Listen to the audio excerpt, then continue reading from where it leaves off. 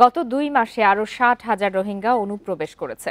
পররাষ্ট্র উপদেষ্টা বলেন, সীমান্তে দুর্নীতি ও তদারকির দুর্বলতার কারণে রোহিঙ্গাদের ঠেকানো যাচ্ছে না।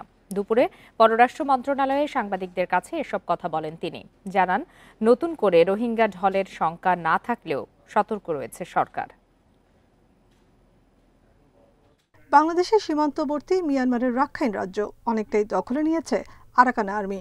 এ নিয়ে চলমান অস্থিরতায় দেশ ছাড়তে শুরু করেছে অনেক রোহিঙ্গা। এরই মধ্যে অনেকে পালিয়ে আশ্রয় নিয়েছে বাংলাদেশে। গত ২ মাসে ৬০,০০০ রোহিঙ্গা এসেছে বলে জানিয়েছে পররাষ্ট্র মন্ত্রণালয়। উপদেষ্টা জানান, রোহিঙ্গাদের নতুন করে আশ্রয় না দেওয়ার নীতিগত সিদ্ধান্ত নিয়েছে অন্তর্বর্তী সরকার, কিন্তু সীমান্তের দুর্বলতার কারণে তা বাস্তবায়ন করা সম্ভব হচ্ছে না। পরিস্থিতি কখনো কখনো এমন দাঁড়ায় যে আপনাদের কিছু করার থাকে না।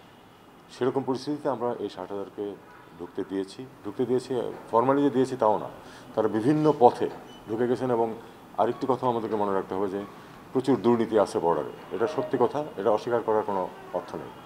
দুর্নীতির মাধ্যমে প্রচুর ঢুকে যাচ্ছে, নৌকা দিয়ে ঢুকছে। ব্যাপারটা হলো যে একটা শুধু বর্ডার দিয়ে যে ঢুকছে তা তো না, বিভিন্ন জায়গা দিয়ে ঢুকে যাচ্ছে।